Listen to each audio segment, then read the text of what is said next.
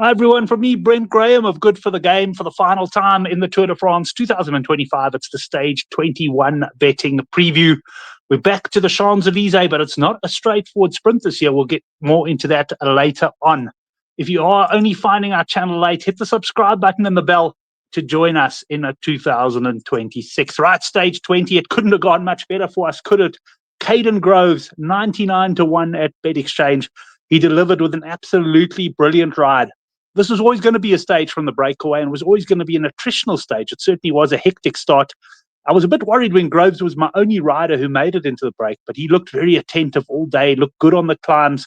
He wasn't letting anybody get away. And in the end, managed to avoid a crash which took out half the break. I think there were 6 riders at the time, and 3 of them were effectively went down.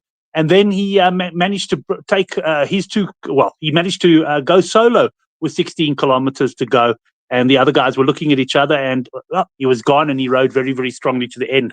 I actually thought he'd win this more than likely from a small bunch sprint because he is a very good sprinter. So, yeah, it was nice to take the nervous finish right out and have him win comfortably.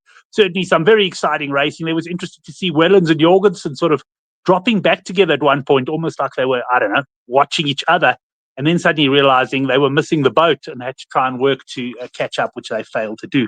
Just want to credit Pro Cycling Stats. That's where I normally get all the results in that from. I really like their format and that they use. Right, let's move on. Just quickly run through the jerseys. Everything's basically settled. We got Pogačar, 424 ahead of Vingegaard in the yellow jersey race. Milan, 80 points clear of Pogačar in green. Pogačar himself has wrapped up the King of the Mountains mathematically. He's 13 points clear of Vingegaard. Lipovic, well done on winning the white jersey, 103 ahead of Onley. And Team Visma, Lisa Bike, and UAE first and second in the team's comp, but Visma in control.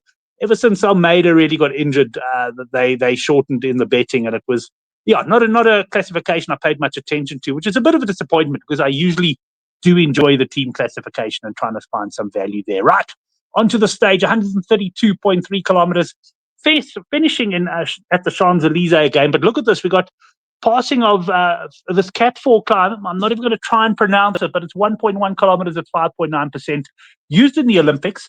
So basically on 3 of the routes, on 3 of the laps, they go off on an additional 10-kilometer circuit, which has this climb included.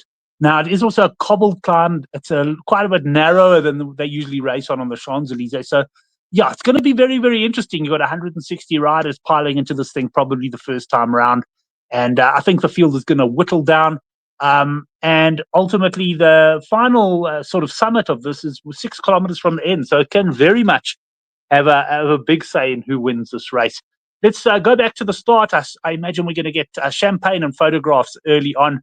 So nothing much will happen in the first half until they get onto the Champs-Elysees. I reckon after that sprint, a break might go. And normally you'd, of course, have the sprinter team straight on the front to just keep the break in check. It will be interesting this time to see which teams take the lead, because I'm not convinced that, for example, Lard or Trek will fancy Milan to actually get over the climbs. It's all going to depend on how this is actually raced. And if conditions are poor, you might even get a situation where the riders themselves neutralize things a bit. But it's going to be interesting. I expect them to rather try and send someone in the break or win with a late attack. And that, how will this race be won at the end of the day? It's more than likely going to be someone attacking on that final climb, perhaps being joined by 2 or 3 others, or going solo himself, but potentially being joined and then winning from a small bunch sprint, or perhaps even a slightly larger sprint. I mean, it is only 1.1 kilometers. We might have a sprint of sort of 10 to 15. I'd be very surprised if we get the big bunch sprint, though. I think this climb is certainly going to find people out, particularly the fact that the road is quite narrow. One way or another, we've got a very different stage 21 to look forward to. And I am looking forward to it. I think it's going to be good to watch. I always do enjoy the final stage on the Champs-Elysees. To be honest, I don't really watch the photographs in Champagne much, but I do like to join late on. Right, thanks to World Sports Betting, I must say we took advantage of their refund a couple of times on the tour for second place. And here's the betting at Bet Exchange. Pogačar, who would have thought we'd see him favourite for the stage in Paris at 9-2, Milan 5-1, Van Aert 8-1. The betting suggesting that Milan, he may well get over the climbs or be able to sort of pedal back and get there for the sprint finish. Van Aert 8-1, Groves, if he can pull it together, he's 11-1. In fact, he went 12-1 just before I did this. You'll see I've actually taken him at 12s. and you can get 14 to 1 and better the balance. Before I get into my selections, thanks very much, everyone, for watching. Thanks to those who commented. Always enjoy corresponding with you. We'll see you for the Tour de France in 2026. Right, stage 21 bets, 1 unit. Vote for that at 8 to 1 at Bet Exchange. He's looked very attentive in some of the stages. He's missed. I wouldn't say he's ridden the most intelligent race. At times he's gone out on his own to chase a break. Even today, he sort of led the chase of the break from the peloton, but far too late to make an impact. That being said, this route should suit him perfectly. I can't see him having to do any real work for the team. And if he does come to the finish with a small group, you've got to fancy him there. So 8 to 1, Van Aert. And then Groves at 12 to 1. Of course, Groves might be a bit stuffed after his heroics in stage 20, but he is just riding so well. And if he, riding the way he is, this stage could be a perfect fit for him. If he can stay in touch over the climb, he can certainly win from a small group. And then these next three, it's only because I have to. I've thrown a few rand at these guys without any joy. And in fact, without much of a run for my money, if I must be honest, over this tour. Turgis, he owes me nothing after last year's 130 to 1 victory. But I'm going for him at 124 to 1. Just not sure what form he's in. We saw him a bit in the first week, but I would have expected him to sharp on a stage like today's, which he didn't.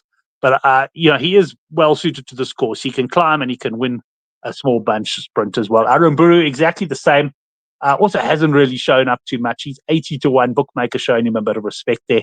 And then Hershey, at one stage, I think I saw trying to get across to the break that was chasing the break, if I can put it that way today. So at least it shows maybe his legs are reasonable if that was him. But this stage should also be one that would suit him quite well. 124 to 1. Those are my bets, everyone. Thanks very much for joining me for the tour. And yeah, look forward to seeing you in 2026. Remember, we've got the standard Good for the Game channel, where we will probably be bringing our rugby previews on that again and also uploading other previews to you. So if you haven't subscribed to that one, then do so. And yes, once again, thanks to everyone, and we'll see you in 2026 for the greatest race on earth.